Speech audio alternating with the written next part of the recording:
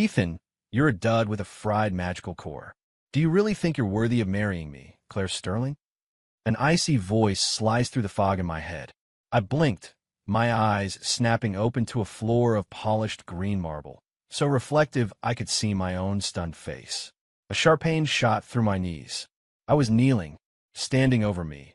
A girl in a pristine white dress stared down, her eyes filled with a disgust so pure it was almost impressive.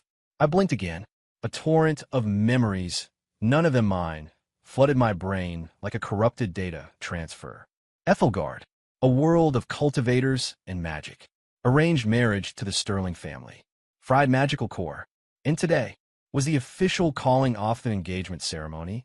I got transmigrated, and I'm the loser fiancé. I cursed silently. The last thing I remembered was debugging a critical server issue for my company until 3 in the morning. How the hell did I wake up as the resident punching bag in a fantasy world? I glanced around. The grand hall was lined with elders in ornate robes, their gazes stabbing into me, some with pity, most with open scorn. On the main throne sat Arthur Sterling, the family patriarch, his face a thundercloud as he watched the drama unfold. "Don't play dumb, Ethan," Claire snapped, her eyebrows forming a sharp V. A formal-looking document, the marriage contract, burst into ash in her hand. "I, Claire Sterling, am officially breaking our engagement. From this day forward, we have nothing to do with each other." According to the memory dump, the original owner of this body was a magical washout, a pawn his family had used to secure an alliance with the powerful Sterlings. Faced with this public humiliation, his heart had apparently just given out, which I guess is where I came in. Classic jilted fiancé opening scene. I muttered under my breath, a bitter smile on my lips. But just then, ding, host has detected a moment of profound personal humiliation. The Apex Slacker system is now activated. System motto: lay low, level up, laugh all the way to the bank. The more you slack, the better the rewards. I almost choked. The Apex Slacker system? That had to be the least inspiring name for a magical power-up in history. Newbie quest issued. Quest: tearfully deliver the classic comeback line. What goes around comes around, but you must secretly change around to downtown reward. Typo aura. For the next 30 days, all enemies will misremember your name. I nearly burst out laughing. What kind of messed up quest was this? Intentionally flubbing a line? But looking at Claire's cold expression and the jeering crowd, I took a deep breath. What did I have to lose? I was already at rock bottom. A little more embarrassment wouldn't kill me. Slowly, I pushed myself to my feet, forcing a look of tragic fury onto my face. My voice trembled with manufactured emotion. "Claire Sterling, I, Ethan Vance, will remember the shame of this day. What goes around comes downtown." The hall fell dead silent. You could have heard a pin drop. Claire's brow furrowed. Downtown. A portly elder next to her stared blankly for a second, then let out a loud snort. Did the boy just say downtown? A wave of laughter erupted through the hall. A few of the younger disciples were doubled over, one of them slapping his thigh. "Hey, Ethan, did you learn your idioms from a tourist map?" Claire's lips curled into a sneer. "You can't even deliver a proper threat. You really think you can change your fate? Pathetic." On the outside, I looked devastated. On the inside, I was ecstatic. Quest complete. Ding. Congratulations, host. You've acquired the typo aura. For the next 30 days, your enemies will frequently get your name wrong. Expect to be called Ian, Evan, Nathan, etc. Well, I guess it's a plus for security, I thought, trying to console myself. Better they hunt for the wrong guy than the right one. After the farcical engagement breaking, I was reassigned to menial labor in the Sterling family's alchemy lab. In this world, the equation was simple. Useless fiancé by arrangement equals free manual labor. My days now consisted of stoking fires, scrubbing potion vials, and getting screamed at by the lab's head alchemist. "You idiot! The temperature is off again. Can't even handle a simple task. No wonder Lady Claire dumped you. You don't get dinner until every one of these cauldrons is spotless." I nod meekly, but inside, my programmer's brain was screaming. Their alchemy was like trying to code with a hammer and chisel. Temperature control was based on feel, ingredients were tossed in randomly, and their success rate was abysmal. "System, got a welcome package for me?" I asked mentally when no one was looking. Ding. In light of the host's excellent performance, you are awarded one copy of the Ethelgard Codex, a hacker's guide to cultivation. This codex documents all known loopholes, errors, and inefficiencies in the magical systems of this world. My eyes lit up. This was a cultivation guide for debugging. I eagerly started flipping through the mental pages and immediately spotted problems in their alchemy formulas. Spirit Gathering Pill, Fire Bloom, and Frost Lotus have conflicting properties. Introduce them with a 30-second delay to prevent energy degradation. Mind Focus Draft. Optimal brewing temperature is 215 degrees Celsius, not the traditional when the aroma is strongest. Foundation Elixir. Ingredient ratio should be 3 to 5 to 2, not the common 1 to 1 to 1, to maximize absorption. This is just algorithm optimization for potion making. I was thrilled. Finding bugs and streamlining processes was my entire career. The moment the head alchemist left for a meeting, I put my theory to the test. I decided to brew the simplest spirit-gathering pill. Using a magical thermometer the system provided, I precisely controlled the flame. I followed the optimized ingredient order to the second. 2 hours later, a batch of shimmering, translucent pills was ready. The aroma was so rich that disciples training outside the lab were drawn to the scent. This batch of spirit-gathering pills. The head alchemist, who had returned, stared into the cauldron with wide eyes. Inside were 12 perfectly round, jade-like orbs. They're all flawless quality. I scratched my head, feigning confusion. Maybe the flame was just right today. He eyed me suspiciously, but couldn't fathom how a magical dud could produce such a perfect batch. He finally chalked it up to a fluke. Oomph. Beginner's luck. Do it again tomorrow. If you can't replicate this quality, you'll be scrubbing floors for a month. I quickly agreed, but inside I was beaming. This hacker's guide was the real deal. That evening, I snuck off to the woods behind the manor to practice a sword-fighting manual the system had gifted me. Basic Swordplay, Programmer's Edition. When I read the first principle, I almost choked. If enemy attacks, dodge, L strike, enemy. Is this a sword technique or a piece of code? I muttered, half crying, half laughing. But as I practiced, I was shocked to find it was incredibly effective. Every move was stripped down to pure efficiency. No flashy, useless flourishes. It was the physical embodiment of a programmer's desire for clean, functional code. I was just getting into it when a new system notification popped up. Ding. Host is detected focusing too intensely on training. Risk of leveling up without being a slacker is high. Penalty protocol initiated. What? Before I could react, the wooden practice sword in my hand began to glow with a brilliant golden light. A line of text materialized along the blade. Immortal Slayer Blade, Youth Edition, made in China. To make things worse, the system had apparently equipped me with an invisible amplifier. My next mumbled thought echoed through the entire backwoods. Man, I suck at this. The sound bounced between the hills. I suck at this. Suck at this. At this. Not far away, a few sterling disciples who were meditating shot to their feet, looking around in confusion. Who was that? That voice. Was that one of the masters being humble? Let's go check it out. I stared at the glowing Youth Edition sword in my hand, then at the figures hurrying in my direction. I wanted to cry. System, you call this an Apex slacker system? This is a supreme sabotage system. Ding. Host is detected slandering the system. Penalty. The next time you try to act cool, your background music will be automatically set to maximum volume. I just stood there, speechless. So much for keeping a low profile. The next morning in the alchemy lab, I was secretly inserting a thermometer into a cauldron. According to page 73 of the Hacker's Guide, the optimal temperature for a foundation elixir is 228 degrees, maintained for exactly 45 minutes. I mumbled, adjusting the magical flame. Suddenly, frantic footsteps echoed outside. Ethan, get out here now. The head alchemist, Mr. Henderson, burst in and grabbed my sleeve. The Grandmaster's old wound is acting up. He needs a top-grade rejuvenation pill. The spatula in my hand nearly clattered to the floor. Mr. Henderson, I'm just an assistant. Cut the crap. You're the one who brewed that perfect batch yesterday, right? He hissed. Right now, you've got the best luck in this lab. Come with me. He practically dragged me to the Sterling family's restricted wing. Inside a stone chamber, the family's legendary ancestor, Elias Sterling, lay on a jade bed, his face pale.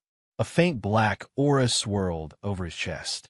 The Grand Master was wounded by a shadow mage 30 years ago, Arthur Sterling said grimly. He's been using rejuvenation pills to suppress the toxin, but today it flared up. Standard pills aren't working. I covertly used the system to scan the old man. Ding! Target is afflicted with shadow rot toxin. Standard treatment options. 1. Expulsion via the spiritual energy of a transcendent level cultivator. Currently unavailable. Point 2. A 9 Souls Revival Elixir. Ingredients are exceedingly rare. Point 3. System recommendation. Alleviate symptoms with menthol and manage pain with ibuprofen. I blinked. Is this system for real? Ethan, do you have any ideas? Arthur Sterling's desperate voice cut through my thoughts. Every eye in the room locked onto me. Sweat beaded on my forehead. Then, an idea sparked. I have an old family recipe. A special pill. It might be worth a try. I fumbled in the small pouch at my waist and finally pulled out a small vial. Inside was a pill I had concocted the night before from the system's modern medicine starter pack. My own special blend of a high-powered Alka-Seltzer tablet and some crushed mints. This pill is called, the mint-infused rejuvenation pill, I said, forcing myself to hand it over. Please, have the Grandmaster try it. Elias Sterling took the pill, his expression skeptical. A moment later, his eyes widened and he shot upright. Amazing. This pill has the refreshing aroma of mint.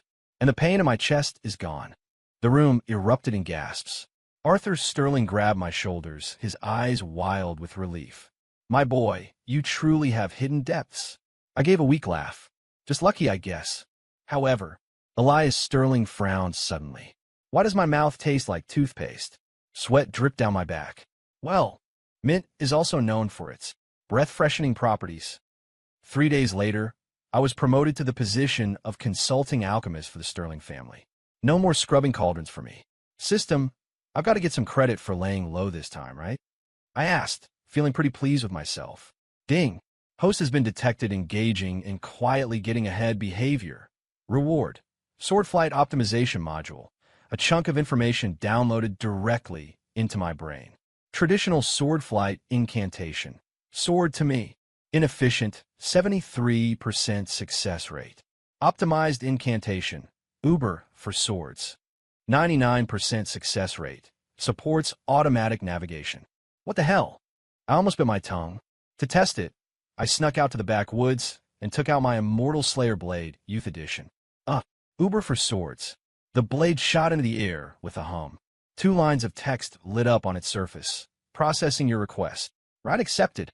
I stared, dumbfounded, as the sword circled me 3 times before stopping politely at my feet, its tip even dipping down to make it easier to step on. The customer service is better than the actual app, I muttered. I carefully stepped onto the blade. With a whoosh, it shot into the sky. The speed was terrifying, but the ride was smoother than a luxury sedan. Turbulence detected ahead. Stabilizers engaged. Text flashed on the blade. It is recommended you fasten your seatbelt during cultivation. I didn't know whether to laugh or cry. Was this a magical sword or a self-driving car? Just as I was starting to enjoy myself, a sharp voice cut through the air. Who dares trespass in the Sterling family's restricted airspace? A silver sword shot towards me. Standing on it was a girl in white, her robes fluttering in the wind.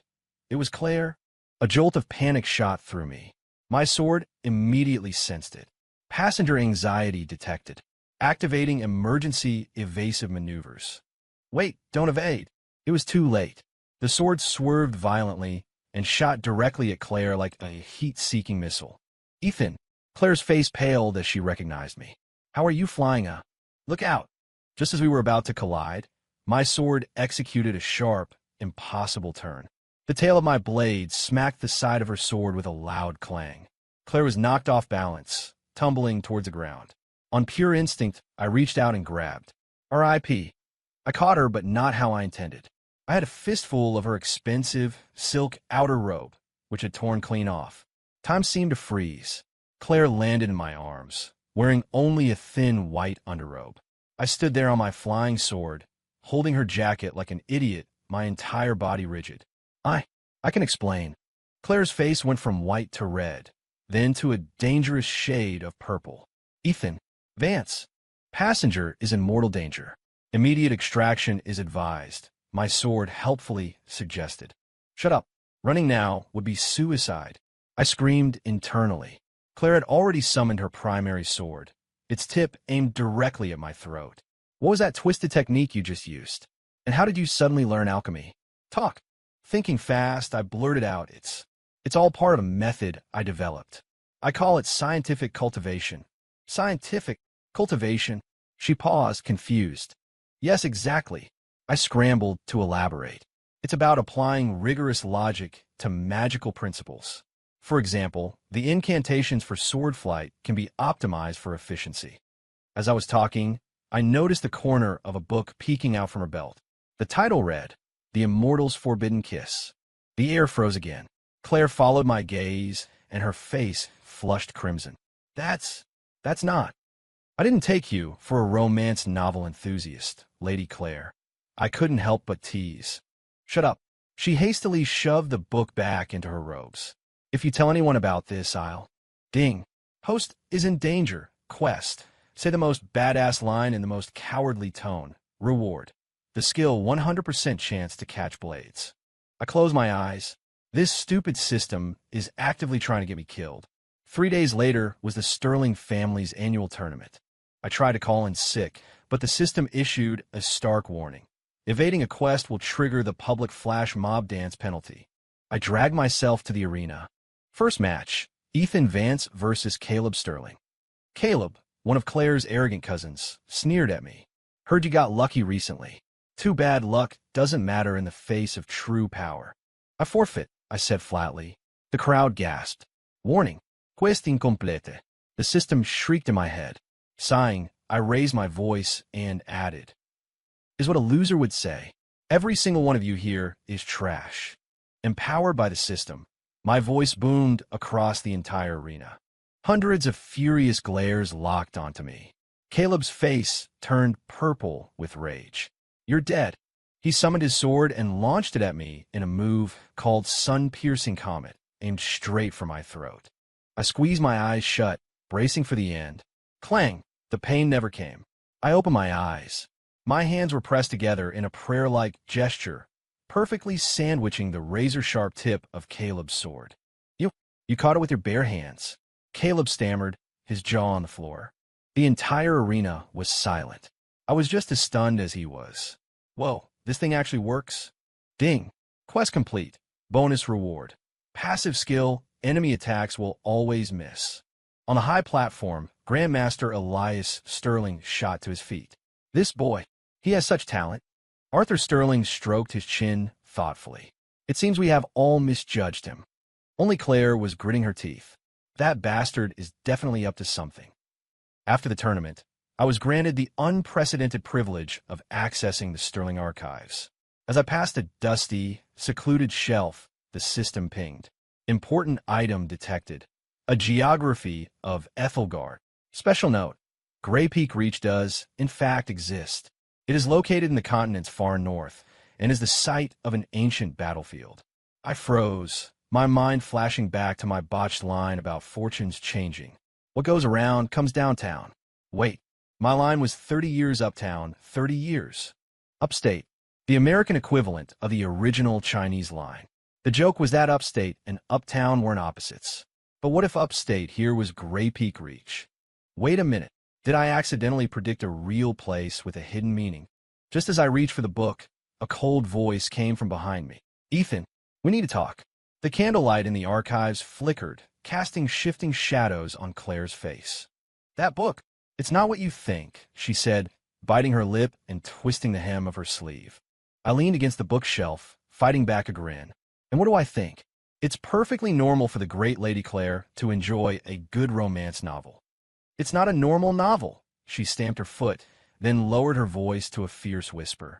It's my training journal. I raised an eyebrow. Using the Immortal's Forbidden Kiss as a cover? That's actually pretty clever. Her face turned the color of a ripe tomato. She whipped out her sword and, with a sharp thunk, pinned it into the bookshelf right next to my ear. If you laugh one more time, I'll... Ding. Host's life is in danger. Temporary skill. 100% chance to catch a scabbard has been activated. My hand shot out, moving on its own, and neatly snatched the scabbard she was about to sheath her sword in. We both froze. You. Claire stared, wide-eyed. What kind of move was that? Thinking on my feet, I said, it's a self-developed technique. Scientific defensive arts, based on probability and ergonomics. Nonsense. She yanked the scabbard back, but with too much force. The book tucked in her belt fell to the floor with a thwop. It fell open, and I caught a glimpse of the text. Sword Insights. Infusing spiritual energy 3 inches from the tip can enhance piercing power. Note, when executing Rainbow Comet Strike, the hips must rotate 15 degrees to the left. It really was a training manual. Claire scrambled to pick it up, her voice barely a whisper. The Sterling family forbids women from practicing the advanced sword arts. I have to study in secret. Suddenly, it all clicked into place. In this male-dominated world of cultivators, Claire had to maintain the image of an aloof ice queen while secretly pretending to be a love-struck teenager just to pursue her passion. So that's why you freaked out the other day. You were afraid I discovered you were training in secret. She looked down, her silence a confirmation. I can teach you, I said suddenly. What? She looked up, startled. The scientific cultivation method, I said with a grin. For instance, that Rainbow Comet Strike you wrote about. According to the principles of parabolic motion, a hip rotation of 18 degrees would actually be more effective. She looked at me, half skeptical, half intrigued. Why would you help me? Well, I scratched my head. Let's just call an apology for ripping your jacket. You. She reached for her sword again, but froze as we heard footsteps outside. Someone's coming. She grabbed my arm and pulled me into a hidden alcove behind a bookshelf. The space was tiny. We were pressed together so closely I could smell the faint, sweet scent of osmanthus in her hair. Mr. Henderson, are you sure that kid came to the archives? It was Caleb's voice. I'm positive. Henderson replied, his tone oily. The Grandmaster has taken a liking to him. We need to find out what his secret is. The footsteps grew closer. Claire held her breath, her hand unconsciously tightening on my arm. System, got an invisibility spell? I pleaded internally. Ding. Host is currently pinned against the wall by a girl state, triggering special reward. Reduced presence buff, 50% effectiveness. Note, this effect is only active during close proximity contact with a member of the opposite sex. I groaned inwardly. What a pervy buff.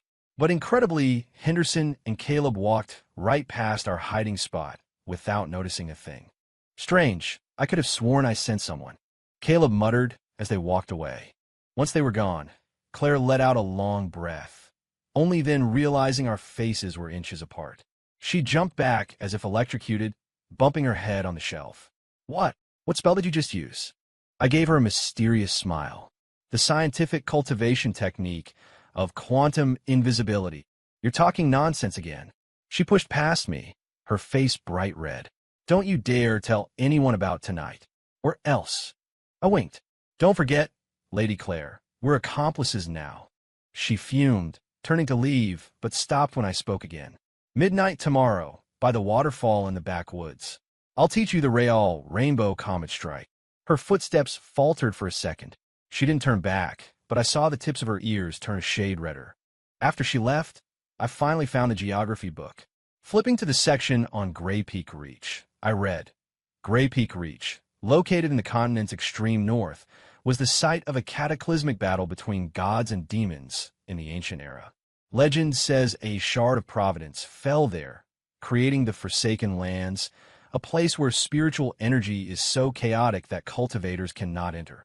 In a margin, a handwritten note read, 30 years ago, Grandmaster Elias Sterling led an expedition to these lands. He was the sole survivor. Shard of Providence. I murmured, System, does this have anything to do with you? The system was quiet for a few seconds, a rare occurrence. Then, a notification popped up. Ding! Main quest line triggered. Quest. Place in the top 10 at the Intersect Spirit Gala in 3 months. Reward. A detailed map of the Grey Peak Reach ruins. I almost threw the book across the room. A spirit gala? It's a freaking beauty pageant. System, are you serious? No. This year's gala is co-ed. Contestants will be judged on the intensity of their aura of grace. That's just a fancy way of saying a magic power contest. I raged. I'm a total newbie. What am I supposed to do there? Refusing the quest will trigger the penalty. A glowing LED sign reading, "I'm the prettiest," will be affixed to your forehead for 1 month. I sighed. I was starting to think this system was just a high-tech troll. The next night, at midnight, I was waiting by the waterfall. Claire was already there, bathed in moonlight. She'd swapped her dress for a practical training outfit, her hair tied back in a high ponytail. She looked less like a noble lady and more like a warrior. "I was beginning to think you wouldn't show," she said, leaning on her sword. I smiled and took out my Immortal Slayer Blade, Youth Edition. "Let's get started. Show me your rainbow comet strike." She took a deep breath and leaped into the air. Her sword cut a beautiful arc, a rainbow of light slicing toward the waterfall. Boom! Water exploded everywhere, but I noticed her sword strike was off by a few inches at the last second. "Your hip rotation angle is insufficient," I said, pulling out a strange metal device. "This is a protractor. Try it again." Claire gave the bizarre tool a skeptical look, but did as I said. "Hold. Right there, rotate 18 degrees left." The sword flashed again. This time, the beam of energy split the waterfall perfectly in two, carving a deep gash in the rock face behind it. It actually worked. She stared at her sword in disbelief. I brandished the protractor proudly. The beauty of scientific cultivation is its precision. For the next 2 hours, I used a variety of scientific instruments to help her fine-tune her swordplay. I used a decibel meter to measure the sonic boom of her slashes, to gauge power output, and a light spectrum analyzer to optimize her spiritual energy wavelength. "Where did you get all these artifacts?" she finally asked. "Family heirlooms," I lied smoothly. "By the way, have you heard of the Intersect Spirit Gala?" Her expression turned strange. "Why are you asking about that?" "Just curious. It's a grand event hosted by the 5 major sects. It's a beauty pageant on the surface, but it's really a stage for each sect to show off its power," she said, wiping her blade. "The winner this year is said to gain access to the Whispering Moon Grotto for a month of intensive training." A thought struck me. Does the Whispering Moon Grotto have anything to do with Grey Peak Reach? She shot me a surprised look. "How did you know?" "The grotto is the only safe area on the outskirts of Grey Peak Reach." She lowered her voice. "Rumor has it that's where the Grandmaster was wounded 30 years ago." Suddenly, a system alarm blared in my head. "Warning.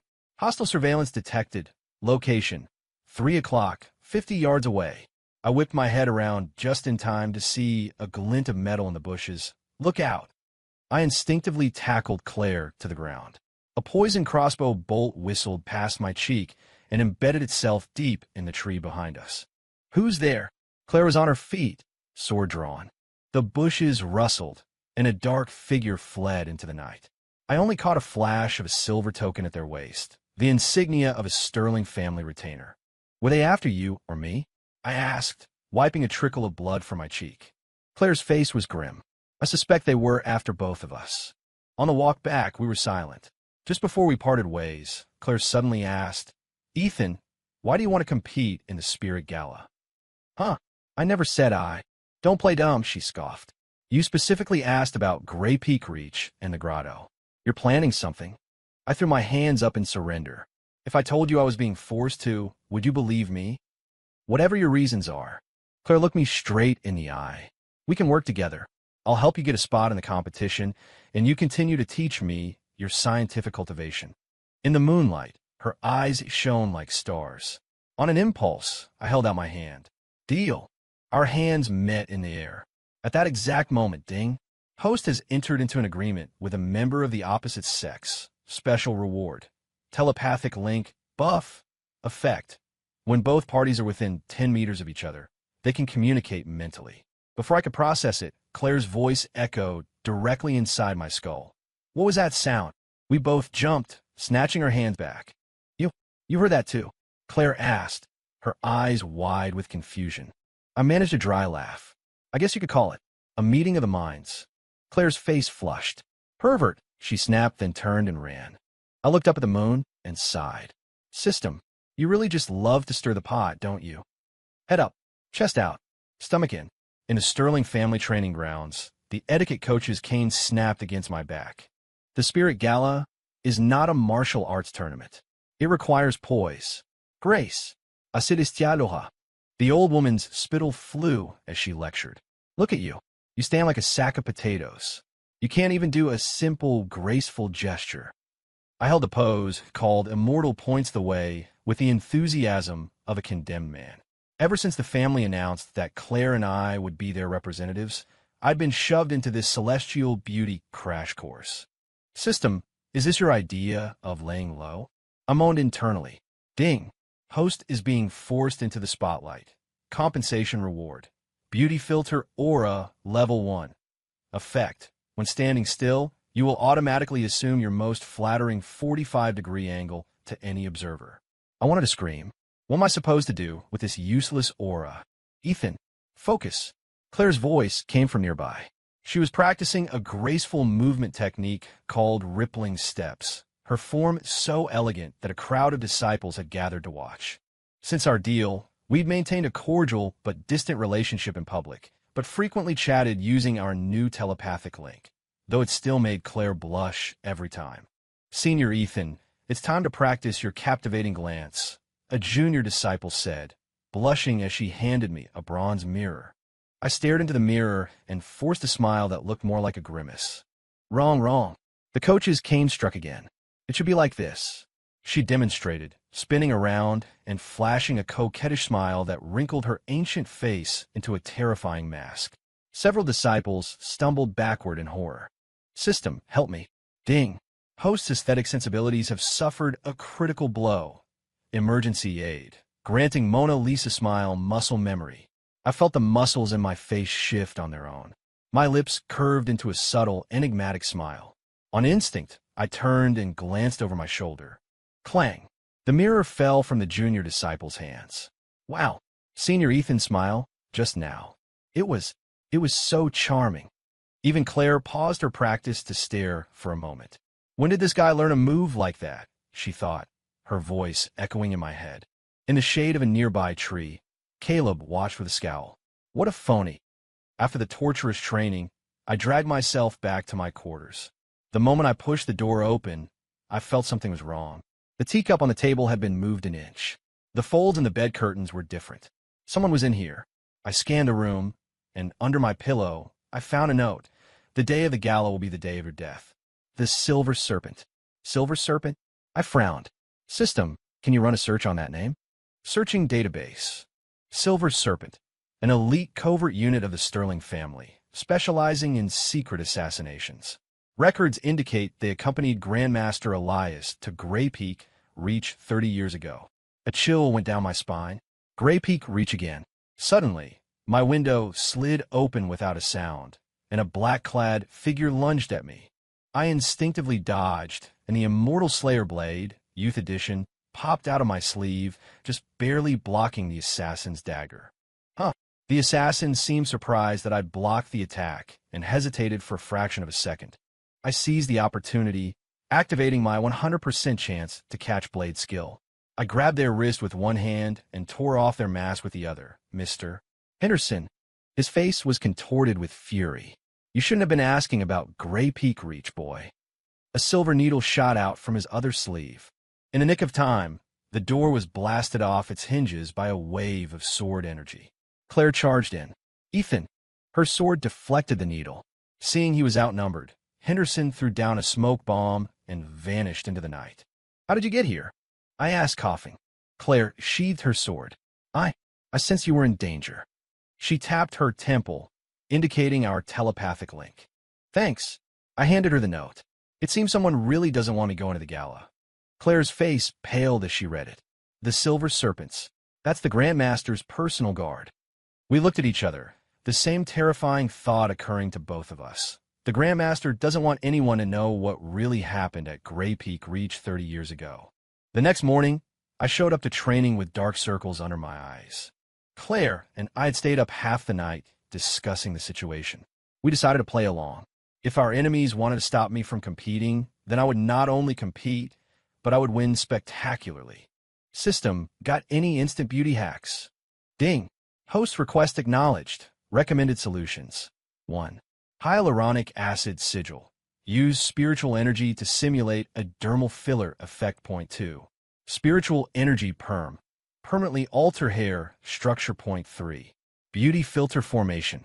Create an optical illusion field around the body. My eyes lit up. This is just magical plastic surgery. I immediately tried the hyaluronic acid sigil. Following the system's instructions, I channeled energy into my fingertips and traced a complex pattern on my face. Ow! A sharp, stinging sensation, and my cheekbones started to puff up like I was having an allergic reaction. Ethan, Claire, who had just arrived, stared at me. What happened to your face? I grabbed a mirror. My face wasn't filled. It looked like I tried to swallow a beehive. System, what went wrong? Warning, spiritual energy injection overload, suggesting acupressure to release. Senior Ethan, a group of female disciples ran over. Your skin looks so plump and radiant. What's your secret? Thinking fast, I said, it's a special technique. The spiritual rejuvenation art. Only people with a specific constitution can practice it. They dispersed, disappointed. Only Claire remained, a smirk on her face. What kind of weirdness are you up to now? I sighed and explained the situation through our mental link. So, you're planning to win a beauty pageant with these bizarre tricks? She thought, barely suppressing her laughter. They're not tricks, they're science. I corrected her. For example, the spiritual energy perm simply uses focused energy to rearrange the hydrogen bonds in your hair. She had no idea what I was talking about, but seeing how serious I was, she sighed. Do you need my help? Half an hour later, my new look was complete. So, how is it? I asked nervously. Claire handed me a mirror, trying not to laugh. It's very unique. I looked like a poodle that had stuck its paw in a light socket. My hair was a mass of ridiculous curls, and the tips actually shimmered with a faint light. System, this isn't what you advertised. Friendly reminder. Host spiritual energy has a fire affinity. It is recommended to temper with a water-based spiritual energy for a sleeker look. Just as I was about to try again, a commotion erupted at the edge of the training grounds. Caleb and his cronies were marching toward us. Ethan, what dark arts did you use to bewitch Lady Claire?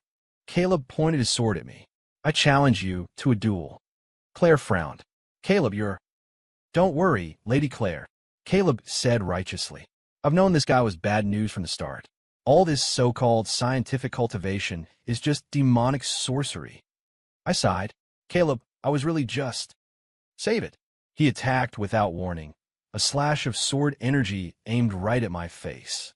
I instinctively tried to activate my blade-catching skill, but this time, bang! The slash curved in midair and slammed into a stone pillar 10 feet to my left. Ding! Passive skill enemy attacks will always miss has been triggered. Caleb froze. Then his face contorted in rage. See? I told you he uses tricks. He began chanting, summoning his primary sword. Stop! Claire drew her own sword and stood in front of me. Caleb, this has gone too far. Lady Claire. Caleb's face was a mask of betrayal. You're protecting this outsider over me. The crowd of onlookers grew, murmuring amongst themselves. I knew this wouldn't end quietly. Caleb, I said, stepping forward and gently moving Claire behind me. Since you doubt my abilities, how about we make a bet? Bet on what? Our placement in the Spirit Gala, I said with a small smile. If I don't make the top 10, I will leave the Sterling family forever. But if I do, then I'll give you the secret manual for my glacial blade technique. Caleb sneered. Not that it matters. You have no chance of winning. Are you insane? The gala is full of prodigies. Claire's frantic voice sounded in my head. I gave her a confident look. Don't worry. I have science on my side. That night, my room was filled with bizarre scientific cultivation instruments. This spectrometer can analyze spiritual energy wavelengths, helping us tune our auras to the most aesthetically pleasing frequencies, I explained to Claire, pointing at a crystal disc. and this posture corrector belt will automatically adjust our stance to the golden ratio. Claire tentatively touched a floating energy prism. Are you sure this stuff will work? Absolutely. I pulled up a system interface only I could see. According to my data, the spiritual auras of past gala winners all resonate between 480 and 520 nanometers. All we have to do is... I was cut off by a soft click from outside the window. We both went rigid. With a flash of her sword, Claire sent a wave of energy that blew the window open. There was no one there, only a single silver scale lying on the windowsill. The silver serpent again. Claire picked it up, her face grim. They're watching us. I thought for a moment, then a grin spread across my face. Perfect. I leaned in and whispered a plan in her ear. You think that will actually work? She asked, intrigued. The power of science is limitless. I winked. But I'll need you to do a little acting. A few moments later, a furious argument erupted from my room. Ethan, stop being delusional, Claire shouted, her voice loud enough for anyone outside to hear. You think you can make the top 10 with your pathetic little tricks? Claire, just let me explain. I've heard enough. I was wrong to ever believe in you. The door was thrown open with a bang, and Claire stormed out, deliberately kicking over a flower pot on her way. In the shadows, a figure in the trees stirred, then melted back into the darkness. Inside the room, I sent a telepathic message. Are they gone? Yep, Claire's voice replied in my head, laced with amusement. How was my performance? Oscar-worthy, I replied, giving a mental thumbs up. Now we can prepare our real secret weapon. On the day of the Intersect Spirit Gala, the summit of Skysword Peak was packed. Standing in the contestant area, I felt like a programmer who had wandered into Fashion Week. The cultivators around me were all radiating celestial energy. Some stood on rainbow-colored clouds. Others were flanked by mythical beasts. One guy even had his own personal waterfall shimmering behind him. I had no idea where the water was coming from. System, are you sure this thing is going to work? I nervously touched the metal bracelet on my wrist. Ding! Holographic battle robe is operating normally. Current power, 100%. Special effects library loaded. Starlight Cascade / Phoenix Rebirth / Sword Chi Overdrive. Claire moved closer. She was wearing a simple, moon-white robe, her hair held back by a single jade pin. She looked less like a pageant contestant and more like a warrior. Ready? She asked via our link. I nodded, then noticed she was carrying a different sword. Where's your main blade? I swapped it for a standard one, she replied, a hint of frustration in her thoughts. My father said a woman carrying her primary sword is too aggressive for the gala's aesthetic. Before I could comment, a deep bell chimed across the mountaintop. The 5th Intersect Spirit Gala is now officially open, an old man with a long white beard announced, floating in mid-air. The first trial, the Aura Showcase. Contestants went up one by one to display their spiritual auras. When it was Caleb's turn, he arrogantly unleashed his power, forming a massive sword of pure light behind him, earning gasps of admiration from the crowd. Next, representing the Sterling family, Ethan Vance. I took a deep breath and pressed the activation button on my bracelet. Vim, a pulse of blue light erupted from me, enveloping my entire body. A second later, my simple robes were gone. In their place was a deep blue robe that seemed woven from the night sky, with points of light shimmering like distant galaxies. With every step I took, projections of dying and birthing stars swirled around my feet. Behind me, a pair of translucent wings made of countless glowing runes slowly unfurled. The entire arena went silent for 3 seconds, then erupted in a roar of shock and awe. What kind of artifact is that? I've never seen such intricate energy control. Look at the runes on his wings. They're evolving into new formations on their own. On the judges' platform, several masters stood up for a better look. The guy with the personal waterfall looked like he wanted to crawl into a hole. His little trickle looked like a leaky faucet compared to my cosmic light show. Scientific cultivation, first form, genesis of the cosmos. I snapped my fingers. The runes on my wings reassembled, forming a swirling galaxy that wrapped around my body. In reality, it was just the system's holographic projector synced with a pre-recorded energy signature. But to these cultivators, it looked like I was wielding the power of creation. System, what's our power level? 65%. Warning. Abnormal energy. Scan detected. Source. Judge's platform. Far left. The elder in the black robes. He glanced over. A grim-faced old man was staring at me intently, and in his hand, he was pinching a single silver scale. One of the silver serpents. My heart skipped a beat, but I kept a calm expression as I finished my display. As I walked off stage, Claire's voice entered my mind. That's Master Morian of the Shadow Veil sect. He's said to be an old acquaintance of my family's grandmaster. I filed the name away. The secrets of Grey Peak reach ran deeper than I'd imagined. After the first trial, I easily made it into the top 10. Caleb just barely scraped by 9th place. Don't get cocky, he hissed, blocking my path in a rest area. The next trial is a talent showcase. Your little light show won't. He was interrupted by a cheerful voice. Senior Ethan, your display was breathtaking. A girl in a yellow dress ran up to me, her eyes sparkling. I'm Felicia Hayes from the Jade Maiden sect. Could you teach me how you controlled all those runes? Caleb's face darkened. Felicia was last year's runner-up and incredibly popular. Well, it's a bit complicated. I started to spin a lie, but suddenly felt a sharp sting in my hand. The teacup Felicia had just handed me was poisoned. Ding! Spirit-locking powder detected. Effect temporarily seals all spiritual energy. I accidentally fumbled the cup, spilling the tea on the ground. Oh, clumsy me. So sorry. A flicker of surprise crossed Felicia's face before she smiled again. It's no problem. I can get you another. That won't be necessary. Claire appeared at my side, taking my arm. We have something to discuss. Excuse us. Once we were out of earshot, she whispered, the Jade Maiden sect is closely allied with the Shadow Veil sect. She was likely sent by Morian. I nodded, then a thought occurred to me. Wait, how is the performance order for the second trial decided? By drawing lots. Why?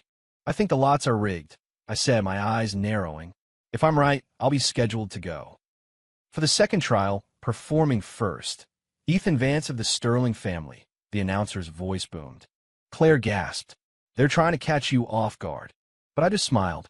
This works perfectly for me. Standing on the stage, I could feel hundreds of skeptical eyes on me. Going first was a major disadvantage, with no one to compare against. But I was prepared. Honorable masters, esteemed guests, the talent I wish to present today is, I paused for dramatic effect, scientific alchemy. A wave of murmurs and scoffs went through the crowd. Alchemy wasn't exactly a talent, and besides, there wasn't a single cauldron on the stage. Unfazed, I placed a flat metal disc on the floor. This device is called a microwave alchemy array, a secret heirloom passed down by my master. It was actually just a system-provided heating element combined with a holographic projector, but in this world, the more confusing something looked, the more powerful it seemed. Would one of the masters be so kind as to provide the ingredients for a basic spirit-gathering pill? An elder from the renowned Medicine King Valley tossed a few herbs onto the stage. I picked them up, placed them on the disc, and hit the start button. Vim! The disc began to hum, glowing orange from within. The holographic projector filled the air around it with dazzling light effects, making it look like some profound, mystical process was underway. System, can you speed this up? Injecting catalyst. Estimated time to completion, 30 seconds. I stood with my hands clasped behind my back, looking profound. Traditional alchemy takes hours. Scientific alchemy takes moments. The secret lies in the precise manipulation of energy at the molecular level. No one understood a word I was saying, but they were all mesmerized by the light show. 30 seconds later, the disc chimed and popped open. 10 perfectly formed, jade-like pills rolled out, their potent aroma instantly filling the arena. That's impossible. The elder from Medicine King Valley rushed onto the stage, snatching up a pill to examine it. It truly is a flawless spirit-gathering pill, and the purity is... I just smiled. The pills had been pre-made by the system. The alchemy was just for show. But who would ever suspect that? Just as I was about to step down, disaster struck. A black shadow shot out of the audience, moving so fast that even the judges didn't have time to react and lunged straight for me. Look out! Claire's scream exploded in my head. Emergency evasive maneuvers activated. Remaining power, 32%, 25%. My body leaned back in an impossible arc, dodging the attack by a hair's breadth. But the assassin twisted in midair, a second strike already on its way. Clang, a sword materialized out of thin air, blocking the fatal blow. I looked up to see Claire, standing on her own flying sword, its tip pointed at the black-clad assassin. "A silver serpent?" she demanded coldly. The assassin didn't answer. His body flickered and split into 3 identical figures, attacking from different angles. "It's the Shadow Veil Sex Phantom Clone Technique," someone in the crowd yelled. Claire was skilled, but fighting 3-on-1 was overwhelming her. I saw a blade heading for an opening in her defense. "Uber for swords," I yelled at the top of my lungs. My Immortal Slayer blade, Youth Edition, shot out, but instead of attacking, it zipped to my feet, lifting me into the air. "Claire, grab my hand." She leaped, and I pulled her onto the sword with me. We were pressed together, and I could smell that same sweet osmanthus scent in her hair. "Hold on." I urged the sword to its maximum speed, and we shot up through the clouds. The assassin was clearly not expecting that. The 3 clones crashed into each other, merging back into one person. It was one of Master Morian's attendants. "System, can we lose them?" "Activating holographic decoy mode is recommended. Warning, power at 15%. I gritted my teeth and slammed the red button on my bracelet. Dozens of holographic images of me and Claire shot off in every direction, while the real us used the cloud cover to dive back toward the mountain. By the time we landed in the woods behind the peak, the holographic system finally died, my fancy robes reverting to simple cloth. "Phew, safe for now," I gasped, only then realizing Claire was still clinging to my waist. Our eyes met. The air suddenly felt very charged.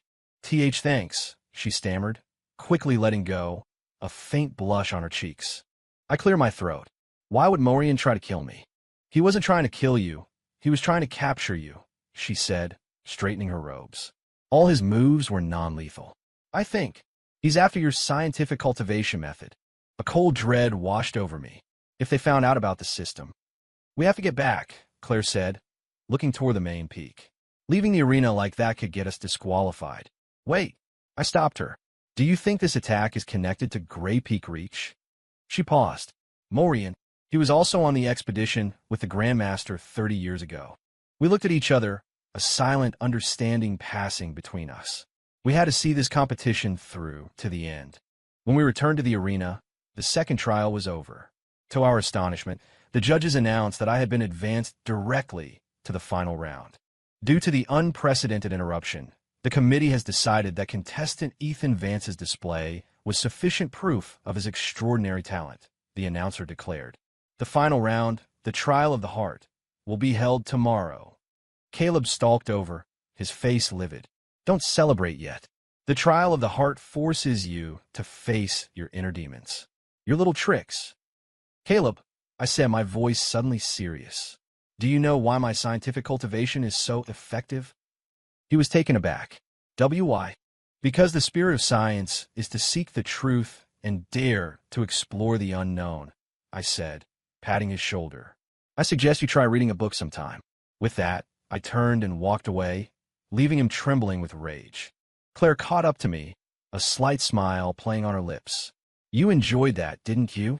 "Of course," I sent back. "A scientific smackdown is the most satisfying kind." That night, I was in my room preparing for the trial of the heart when I heard a soft tap on my window. I opened it to find an unexpected visitor, Felicia Hayes. "Senior Ethan, I came to apologize," she said, her head bowed. "That tea, I didn't know it was poisoned." I remained wary. "Who put you up to it?" "Master Morian. He said if I helped him, he would tell me where my parents are." She looked up, her eyes filled with tears. 30 years ago, they went with Grandmaster Sterling to Grey Peak Reach, and they never came back. Another connection to Grey Peak Reach. "Why are you telling me this?" "Because..." She bit her lip. "I overheard Master Morian. They've tampered with tomorrow's trial. They're going to read your memories." After she left, I immediately contacted Claire. We decided to turn their plan against them. If they wanted to read my memories, I would give them a specially curated version. System, can you create fake memories? Ding. Memory editor engaged. Recommended templates. 1. Tragic childhood from Maximum Sympathy. Point 2. The Mysterious Old Mentor, a timeless classic. Point 3. Taught by aliens, the bold, innovative choice. A sly grin spread across my face. No, I think I'll make my own. The air on the final day of the gala was thick with tension. I stood in the center of the trial platform, surrounded by 12 large, ornate mirrors of the soul. They were said to reflect a cultivator's deepest memories and desires, the ultimate test of one's character. From a judge's platform, Master Morian's venomous gaze was fixed on me. I pretended not to notice, quickly checking my system interface. Memory editor status, custom memory package loaded. Trigger keywords, Grey Peak Reach /30 years ago /Shard of Providence. Warning, unauthorized mental probe detected. Let the final trial begin, the announcer yelled. Contestant Ethan, please clear your mind and allow the mirrors of the soul to see your truth. The first mirror lit up, showing a fabricated image of a young me gathering herbs in the mountains and saving a wounded old man. What a cliché, Caleb scoffed from the audience. The second mirror showed the old man teaching me the secrets of scientific cultivation. The crowd was intrigued, but Morian was growing impatient. I saw his fingers move subtly beneath his robes. Warning, illegal mental intrusion detected. Source, judge's platform, Master Morian. The third mirror began to shake violently, its image distorting, exactly as I planned. The scene in the mirror shifted abruptly. It now showed a desolate, snow-covered wasteland. A massive, broken metal structure was half buried in the ice, its hull covered in strange symbols. Grey Peak Reach. Morian gasped, leaping to his feet. The image shifted again, showing a younger Elias Sterling leading a team of cultivators into the ruins. Suddenly, they triggered a trap, and streams of silvery liquid, the serpents, poured from the walls. The silver serpents? The crowd erupted in shock. Morian's face was as white as a sheet. Enough, he roared, shooting a blast of dark energy at the mirror. But it was too late. The image showed a younger Morian, deep inside the ruins, secretly pocketing a glowing metal cube. The next moment, the entire structure began to collapse. It was you, a younger Elias Sterling's voice roared from the mirror. You stole the control core. The image vanished. The arena was silent. Every single person was staring at the petrified Master Morian. No, it's a lie, he shrieked. The boy tampered with the memory. I put on my most innocent, confused expression. What is the Master talking about? Isn't this just the truth reflected by the mirrors of the soul? The other judges looked at each other, bewildered. The mirrors had never been wrong before. Could it be that Morian was responsible for the disaster 30 years ago? Seize him, the elder from Medicine King Valley commanded. Seeing he was cornered, Morian hurled a black smoke bomb at the ground and vanished in a streak of dark light. In the ensuing chaos, I felt a hand grab mine. It was Claire. Were those images real? She asked mentally. Half and half, I sent back. The metal ruins are real. The part about Morian stealing the core was my own little addition. A hint of a smile appeared in her thoughts. I knew it. Due to Morian's dramatic escape, the final trial was cut short. After a hasty deliberation, the judges declared me the winner of the 5th Intersect Spirit Gala. Congratulations, host. Quest complete. Distributing rewards. 1. Map of Grey Peak Reach Ruins. Unlocked. Point 2. System 2.0 upgrade. New feature. Cool factor meter is now online. A translucent blue progress bar appeared in my vision, currently at 15%. What now? Cool factor meter explained. Host's low-key actions will accumulate energy. When the meter is full, host can voluntarily trigger justified swag mode. Excessive showing off will deplete the meter. So you're at Sunder's system? I thought, completely exasperated. On the carriage ride back, Claire was examining the champion's prize, a jade tablet carved with intricate patterns. So this is the key to the Whispering Moon Grotto, she said, holding it up to the light.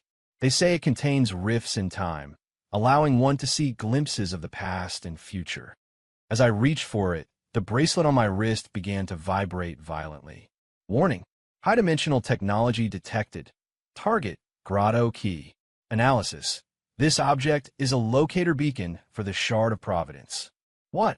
I nearly jumped out of my seat. Claire looked startled. What's wrong? And nothing, I stammered. I was just wondering when we would be leaving for the grotto. In 3 days, she said, lowering her voice. But we have to be careful. Morian escaped, but his allies might still be lurking.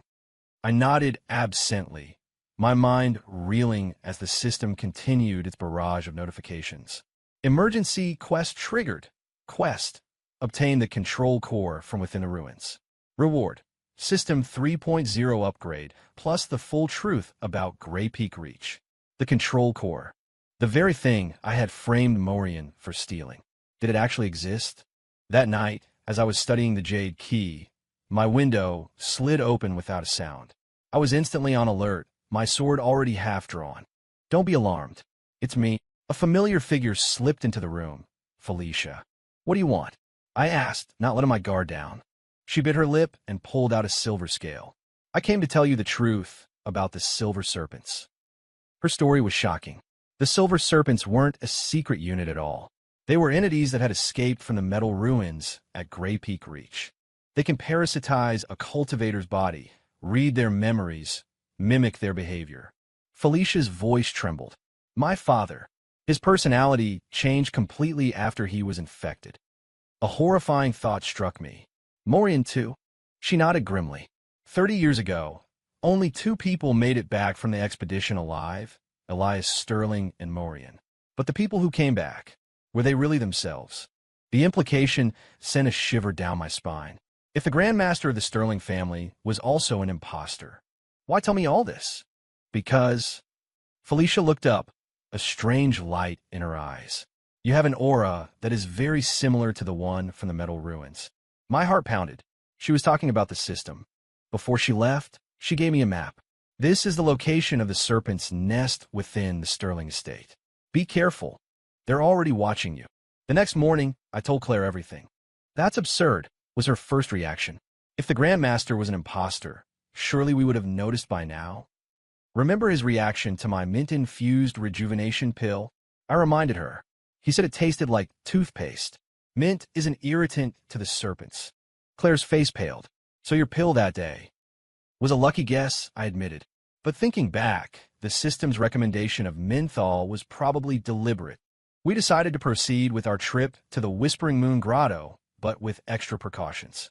I used the system to synthesize a dozen mint grenades, and Claire secretly contacted a few disciples she trusted. The night before we left, I was packing when the system pinged. Ding. 100%. Justified swag mode can now be activated once. Perfect timing, I muttered with a grim smile. Outside, a blood-red moon cast an ominous glow over the Sterling Manor.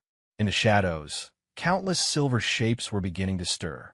At dawn, Claire and I stood before the entrance to the Whispering Moon Grotto, a giant, shimmering mirror of water suspended in midair at the edge of cliff. Remember, the flow of time inside is different, Claire said, checking her gear. Don't touch anything you don't have to. The time rifts are dangerous. I nodded and pressed the jade key into a slot at the mirror center. The water rippled, revealing a swirling vortex of stars. Ready? Claire held out her hand. I grasped at my grip firm. Scientific cultivation, ready to roll.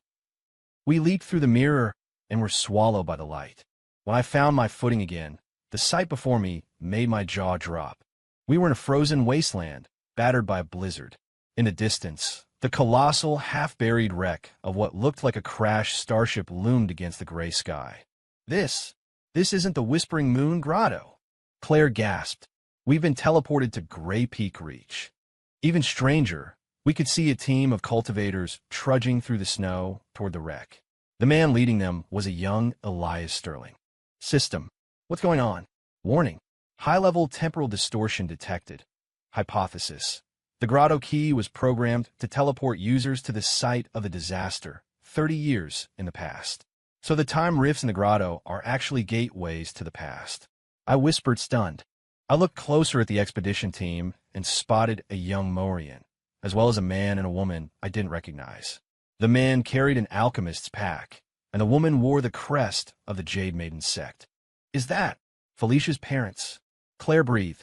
The team was already entering the wreck. Claire and I exchanged a look and silently followed them. The ship's interior was vast, a maze of metallic corridors covered in symbols we didn't recognize. Blue arcs of electricity occasionally jumped between the walls. This writing, Claire touched a symbol on the wall. I've never seen anything like it. But I had. It was English and mathematical equations. One panel even had the words Quantum Core Control System etched onto it. This isn't a magical ruin. I murmured. It's a crashed ship from a high-tech civilization. A shout from up ahead drew our attention. We hurried forward to see Elias's team standing in a circular chamber. In the center, a blue, glowing, 12-sided object was floating in the air. The Shard of Providence, a young Morian exclaimed, reaching for it. Don't touch it, Elias barked. It could be dangerous. Felicia's father, the team's alchemist, stepped forward to perform a detection spell. The moment his energy touched the object, the entire chamber began to shake violently. Warning: quantum energy cascade detected. Immediate evacuation recommended. Too late. I pulled Claire behind a thick metal pillar, just as the dodecahedron exploded with blinding blue light. Silvery liquid metal began to ooze from the walls, lunging at the cultivators like a pack of wolves. Arg! One of the men was enveloped by the liquid and vanished. Seconds later, a perfect replica of him stepped out of the silver ooze, its eyes a cold, metallic silver. The silver serpents, Claire whispered in horror. In the chaos, Morian made a grab for the floating object. Elias intercepted him with his sword. Stop! Are you trying to get us all killed? As they fought, the dodecahedron was knocked aside by a stray blast of energy and landed right near our hiding spot. Is that the control core the system mentioned? Confirmed. Quantum control core. Function: interdimensional communication and energy regulation. Warning: core is critically damaged. Only basic functions remain. Claire watched the desperate battle in the chamber. We have to do something. An idea struck me. System, can you interface with the core? Attempting connection. Connection established. Accessing log files. A series of holographic images filled the air in front of us. A massive starship encountering a black hole. An emergency dimensional jump gone wrong. The ship crashing on this planet. The survivors discovering that the spiritual energy here was a unique form of quantum field. Them creating silver serpent nanobots to gather energy for repairs. The nanobots going rogue. I get it now, I breathe. The silver serpents are out-of-control nanites. They parasitize cultivators to study and harness their spiritual energy. The final log entry showed the ship's main AI ejecting the core and leaving a final message. To whoever finds this, the core can deactivate all serpent units. The password is my designation, Apex Slacker. I nearly choked. You gotta be kidding me. Ding. System designation authenticated, full functionality being unlocked. Claire looked at me, confused. What is it? Nothing. I said, trying to process the absurdity of it all.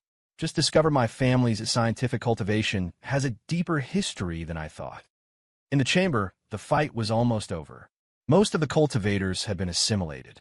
Only Elias and Felicia's parents were left. We have to save them, Claire urged. We can't change history, I said, looking at the log files.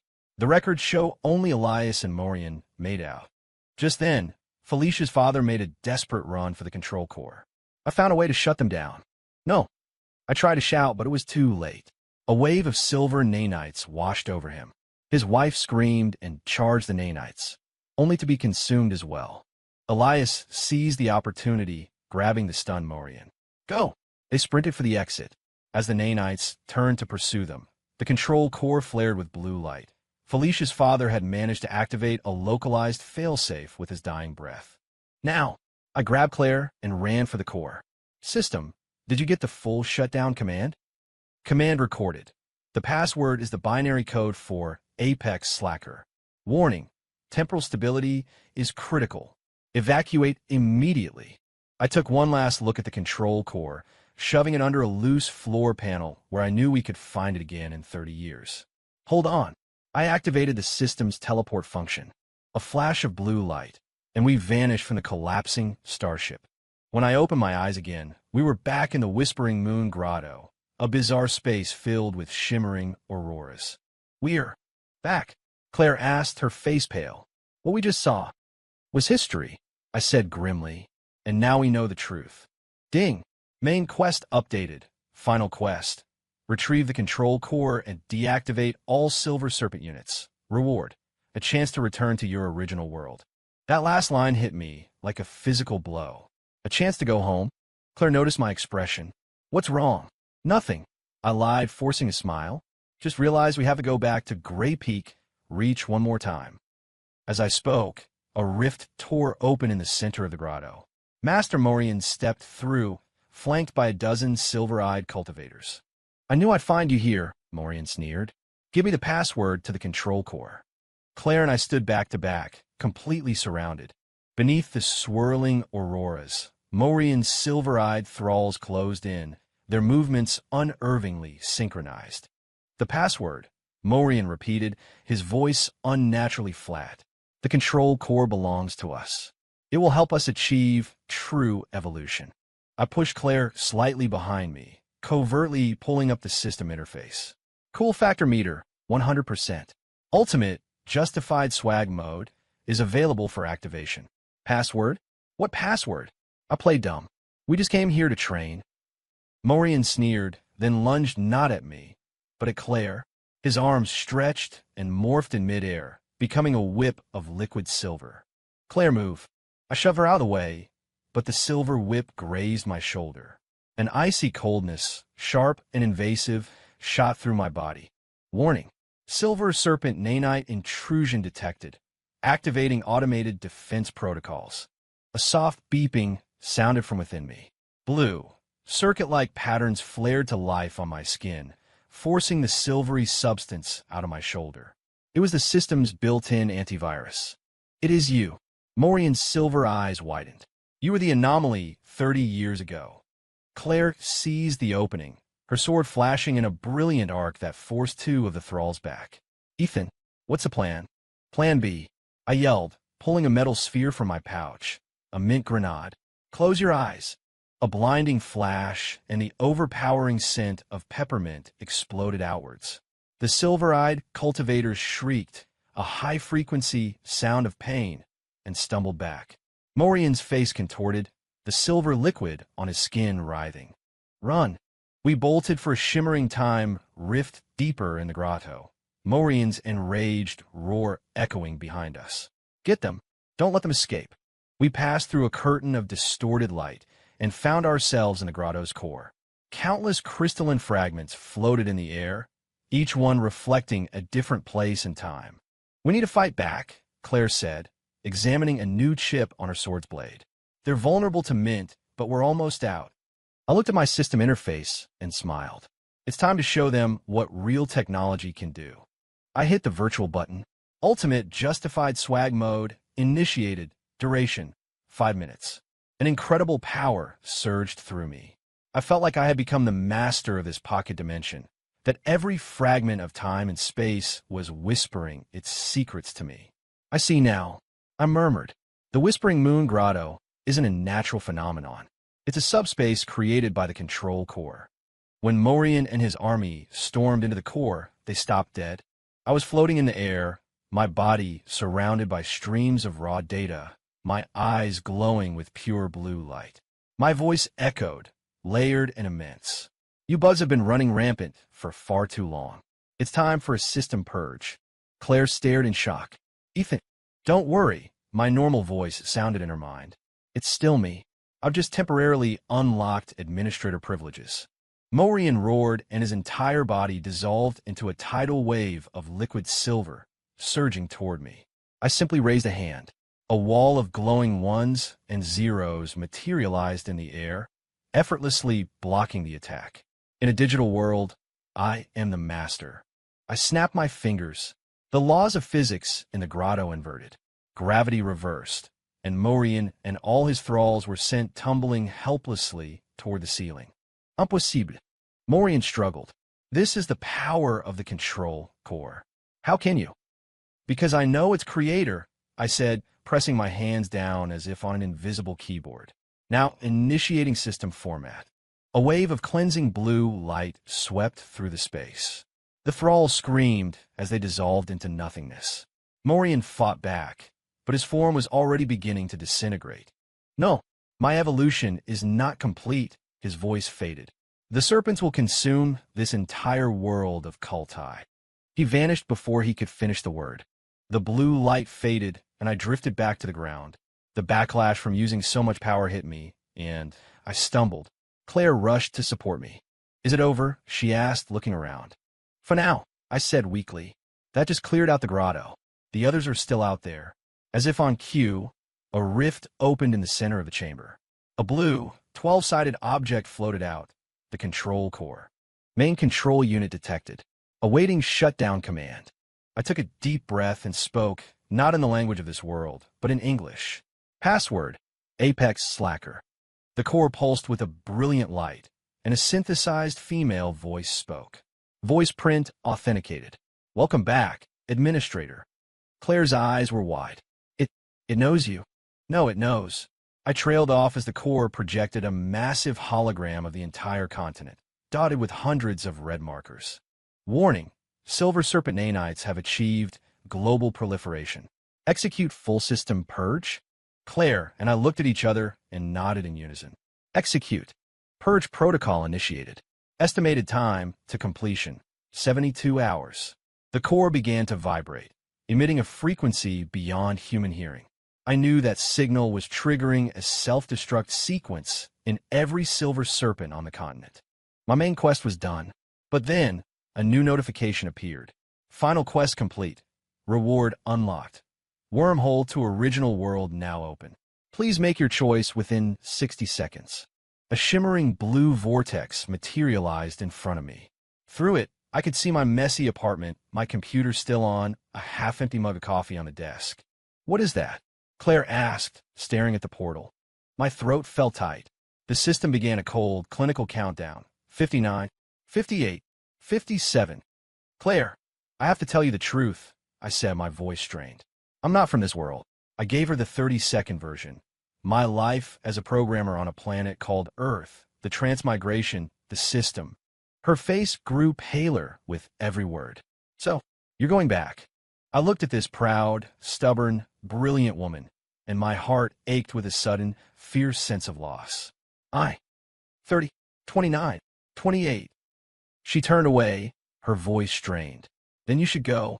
This was never your world to begin with. But I could see the hand she held her sword with was trembling. 15, 14, 13. A crazy idea sparked in my mind. System, can I bring someone with me? Theoretically possible, but the target will lose all cultivated power. 5, 4, 3. Claire, I said, holding out my hand. Do you want to come see my world? We don't have flying swords, but we have airplanes. We don't have alchemy, but we have molecular gastronomy. She turned back, her eyes shining with unshed tears. You absolute idiot. 1, 0. In the final second before the vortex collapsed, I felt a warm hand slip into mine. Earth, my apartment. So, this is a computer? Claire poked tentatively at my monitor. What kind of spells can it cast? Mostly it casts work deadlines and video games, I said, scratching my head. From the kitchen, the microwave beeped. The magic iron box is screaming. Claire yelped, instinctively reaching for a sword that wasn't there. I couldn't help but laugh. That's the microwave. It heats food. I handed her a cup. Try this. I guarantee you've never had anything like it. She took a cautious sip of the bubble tea, and her eyes lit up. This is delicious. It's sweeter than any celestial dew. Watching her explore my world with a childlike wonder, I felt a profound sense of peace. Suddenly, my computer screen flickered to life on its own. A single line of text appeared. Quantum signal detected. New quest. Popularize the principles of scientific cultivation on Earth. Reward. 2 interdimensional travel passes. Claire and I looked at each other, and a slow grin spread across both our faces. Looks like our adventure isn't over yet, I said, raising my cup. Scientific cultivation. Ready to roll? She replied with a mischievous wink. Our plastic cups clinked together. End.